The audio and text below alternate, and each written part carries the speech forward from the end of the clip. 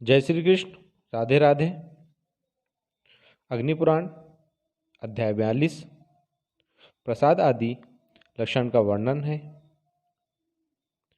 भगवान हयग्रीव कहते हैं, ब्राह्मण, अब मैं सर्वसाधारण प्रसाद देवालय का वर्णन करता हूँ, सुनो। विद्वान पुरुष को चाहिए कि जहाँ मंदिर का निर्माण कराना है वहाँ के चौकोर क्षेत्र के 16 भाग करे। उसमें मध्य के 4 भागों द्वारा आय सहित गर्भ मंदिर के भीतरी भाग की रिक्त भूमि निश्चित करे तथा शेष 12 भागों को दीवार उठाने के लिए नियत करे। उक्त 12 भागों में से 4 भाग की जितनी लंबाई है उतनी ही लंबाई प्रसाद की दीवारों की होनी चाहिए। विद्वान पुरुष दीवारों की ऊंचाई से दुगनी शिखर की ऊंचाई रखे। शिखर के चौथे भाग की ऊंचाई के अनुसार मंदिर की परिक्रमा की ऊंचाई रखे। उसी मान के अनुसार दोनों पार्श्व भागों में निकलने का मार्ग द्वार बनाना चाहिए। वह द्वार एक दूसरे के समान होने चाहिए।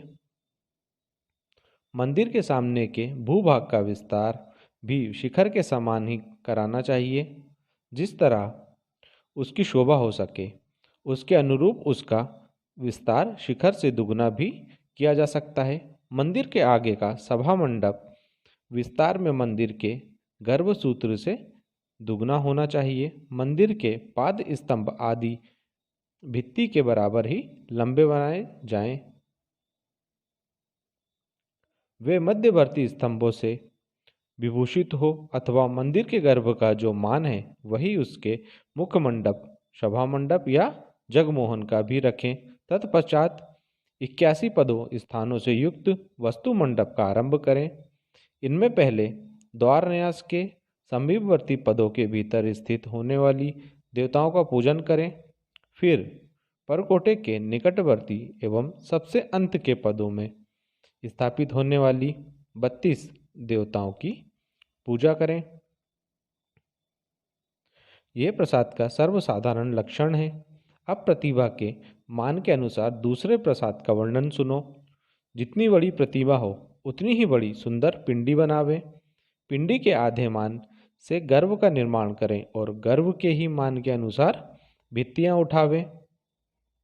भित्तों की लंबाई के अनुसार ही उनकी ऊंचाई रखें। विद्वान पुरुष भीतर की ऊंचाई से दुगनी शिखर की ऊंचाई करावे। शिखर की अपेक्षा चौथाई ऊंचाई में मंदिर की परिक्रमा बनवावे तथा इसी ऊंचाई में मंदिर के आगे के मुख्य मंडप का भी निर्माण करावे।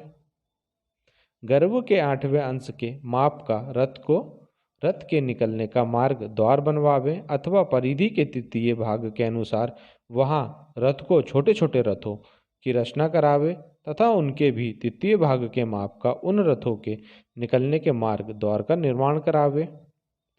3 रथ को पर सदा 3 बामों की स्थापना करें। शिखर के लिए 4 सूत्रों का निपातन करें। सुख नासा के ऊपर से सूत को तिरछा गिरावें। शिखर के आधे भाग में सिंह की प्रतिमा का निर्माण करावें। शुक नासा पर सूत की स्थित करके उसे मध्य संधि तक ले जाएं। इसी प्रकार दूसरे पार्श्व में भी सूत्रपात करें। शुक नासा के ऊपर वेदी हो और वेदी के ऊपर अमल सार नामक कंठ सहित कलश का निर्माण कराया जाए। उसे विकराल ना बनाया जाए। जहाँ तक वेदी का मान है उससे ऊपर की कलश की स्थापना होनी चाहिए।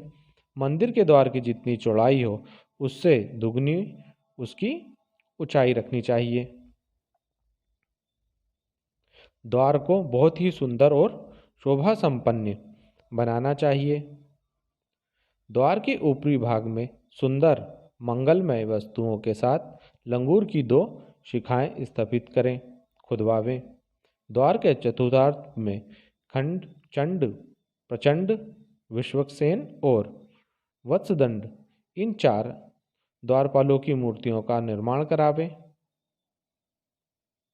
गुलर की शाखाओं के अर्धभाग में सुंदर रूप वाली लक्ष्मी देवी केसरी विग्रह को अंकित करें। उनके हाथ में कमल हो और दिग्गज कलशों के जल द्वारा उन्हें नहला रही हो। मंदिर के पटकोटे की ऊंचाई उसके चतुर्थांश के बराबर हो। प्रसाद के गोपुर की ऊंचाई प्रसाद से एक चौड़ाई कम हो। यदि देवता का विग्रह 5 हाथ का हो तो उसके लिए 1 हाथ की पीठिका होनी चाहिए। विष्णु मंदिर के सामने एक गरुड़ मंडप तथा भौमादि धाम का निर्माण करावे। भगवान के श्री विग्रह के सब और 8 दिशाओं के ऊपरी भाग में भगवत प्रतिमा से दुगनी बड़ी अवतारों की मूर्तियां बनावे।